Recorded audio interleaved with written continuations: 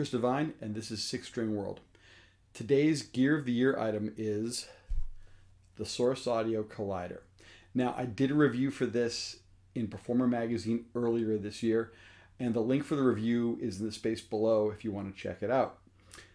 This was one of those review items that I liked so much, I bought it. So yeah, it's really, really great. So I was using an EHX Canyon delay and the Ocean's 11 Reverb pedals separately. Now, don't get me wrong, those are very fine pedals respectively, but I was running into some practical issues with a separate reverb and a separate delay pedal. For example, my cover band, I usually have a basic short analog delay and a spring reverb for a little bit of ambience. And it's simple and it's subtle and it's kind of my go-to reverb and delay setting. And I used that in the clip I was playing earlier. And it's just a real good overall. It doesn't overpower. It sounds really great for cleans, and I usually use that to dial things down if I want to go for a little bit more overdriven tones and not get it too washy. So I usually have that sound as my template, and then I usually bring it down if I need to obviously decrease that effect if I'm using other effects like drives or overdrives or distortions. But for the songs I've been running into for my cover band, one of the songs we do is David Bowie's Heroes, and I need a really long delay and a really lush reverb for those lead parts, and that's really no big deal to do. A couple quick turns of some of the knobs on the respective pedals, and I'm pretty much ready to go. But then when the next song in the set comes in, could be Johnny Cash's Folsom Prison Blues, and that's what I'm going to want, a tape delay and a really nice tight spring reverb, which means more knob tweaking. And with people sometimes coming up to us between songs with requests, our set list sometimes takes some detours. So making sure I have the correct delay and reverbs sometimes can be a little tough to navigate, especially since I'm not storing presets. I have to go back and switch the individual knobs as I go. So I reached out to Source Audio and they sent me the Collider, which is fantastic. It's a delay and a reverb pedal, and they definitely took the best of what they had for their Ventris reverb and Nemesis delay pedals. It has two processors that enable discrete processing for each effect as well. Now, the Collider has a plethora of reverb and delay options all right here, everything from room, hall, true spring, plate, shimmer, E-dome, or a normodome if you're a Spinal Tap fan, swell. And then when you get into the other side for the delays, you have everything from oil can, reverse, tape, analog, and digital delays. It's pretty much got everything you could possibly imagine all in one pedal. Now, they do share the same bank of knobs, and what you end up doing is if you want to edit with the reverb, we'll switch over here. It says reverb, switch to reverb, and now the knobs all do everything for reverb. When you want to mess around with the delay controls, you do the same thing. Switch it to delay. All these knobs now function under the delay setting. Now there is also a lockout function. In the center position means change the knobs, nothing changes. Everything stays the same, which is fantastic. If you put this in a bag, like a gig bag, or if it's on a pedal board and your pedal knobs move while it's in a case or a gig bag, in the center position, no worries whatsoever. So that's fantastic. Now, you can save presets as well, with 4 of them right here on the front. And with MIDI, you can save up to 128 presets, which is fantastic. Now, I'll be honest, I'm usually not a big fan of digital units that have presets and patches and parameters. But Source Audio has a software editor called Neuro, which runs on your computer, which means you can see all the parameters all laid out right in front of you. Just have to connect the pedal to the computer via USB. And the app also acts as a way you can upload presets and also share them with other users. It's kind of more of a community effort where if someone comes up with a better package, let's say someone's got a really great David Gilmour one and they want to share that with you, or maybe there's a great one that sounds like Van Halen 1 or maybe even some other Robert Fripp type of setting, they have them uploaded on their app, and you can download them and store them to not only your library that you have in the app, but also into the pedal as you need to. And it's a really great exchange function. It's very, very cool. Now, it's a bit to unpack if you get the pedal out of the box to kind of go through this. A lot of players don't like to go through manuals and get into all the intricacies of it, but Source Audio included a cheat card which made it very easy just to tap into the individual flavors and versions of these specific delays and reverbs, and it helps just to get up and running very quickly and really shows you what this pedal is capable of before you even dig into the manual. So that's a really great way just to kind of like twist a few knobs, go, oh, this is great, this is fantastic. And as you dig deeper, you start getting into the more functionality that really can fine tune all the little nuances that really do make a lot of delays sound a lot better and make the reverbs also sound a lot more lush and a lot more well defined. Now, there's also a hack involved here, which you can do, which is kind of unique.